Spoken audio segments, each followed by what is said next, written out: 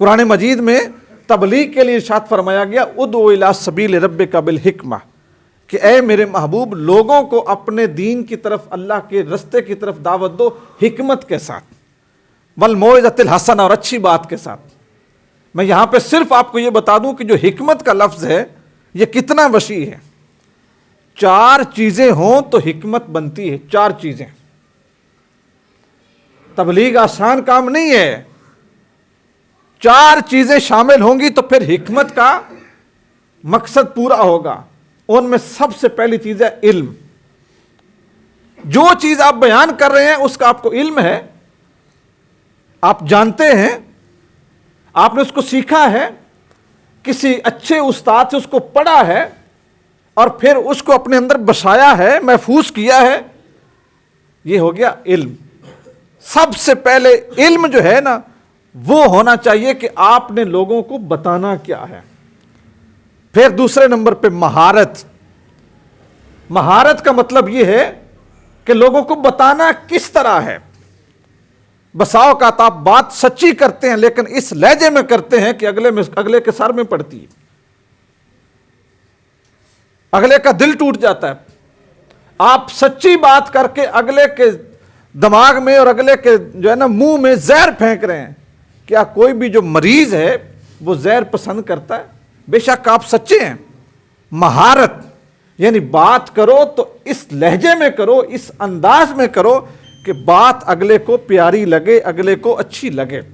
حضرت موسیٰ علیہ السلام گئے فرعون کے دربار میں، اللہ کی ذات نے حضرت ہارون اور حضرت موسیٰ علیہ السلام سے فرمایا وَقُولَا لَهُ قَوْلًا لَيِّنًا لَعَلَّهُ يَتَذَكَّرُ أَوْ يَخْشَىٰ۔ دونوں بھائی فرعون کے دربار میں جاؤ اور اس کے ساتھ بات نرمی کے ساتھ کرنا، سخت لہجے میں بات نہ کرنا، نرمی کے ساتھ کرنا۔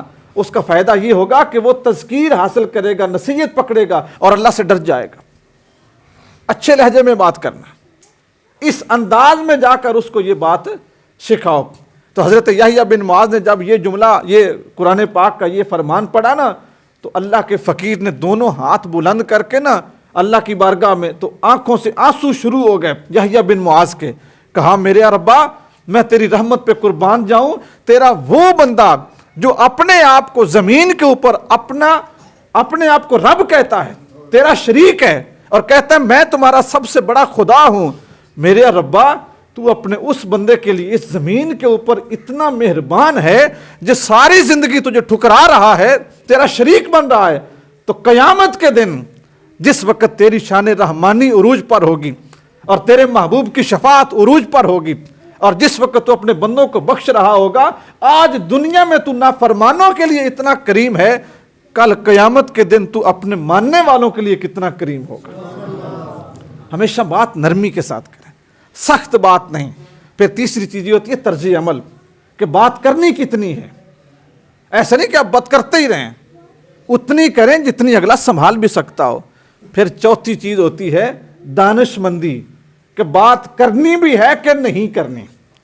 بسا اوقات ایسا ہوتا ہے آپ سچے بھی ہیں، موقع محل بھی ہے، بات کر بھی سکتے ہیں، پھر آپ کی دانش فیصلہ کرتی ہے کہ اس کو اس وقت یہ بات کرنی چاہیے یا نہیں کرنی چاہیے۔ تو یہ 4 چیزیں اکٹھی ہوں تو پھر حکمت بنتی ہے اور پھر اس شخص کی زبان سے اللہ کی ذات اپنے دین کا کام لیتا ہے۔ ممبر پہ بیٹھنے والوں کے لیے بھی یہ ضروری ہے کہ وہ مسجدوں کو دنگا فساد نہ بنائیں، مسجدوں کو لڑائی جھگڑے کا جگہ نہ بنائیں، لطیفے سنا کے لوگوں کو نہ ہنسائیں اور لوگوں سے ویلیں لینے کے لیے ان کی مرضی کے شعر نہ پڑھتے رہیں، بلکہ یہ چیز دیکھیں کہ اس معاشرے میں کمی کس چیز کی ہے، اس کمی کو مسجدوں کے ممبر سے بیان ہونا چاہیے۔ جب یہ چیزیں بیان ہوں گی انشاءاللہ مسجدیں آباد بھی ہوں گی، مسجدوں میں سکون بھی ہوگا، مسجدوں میں اللہ کا ذکر بھی ہوگا، مسجدوں میں اللہ کے دین کے تذکرے بھی ہوں گے۔ اللہ کی ذات ہم سب کو اپنے دین کی خدمت میں قبول کرے، آمین۔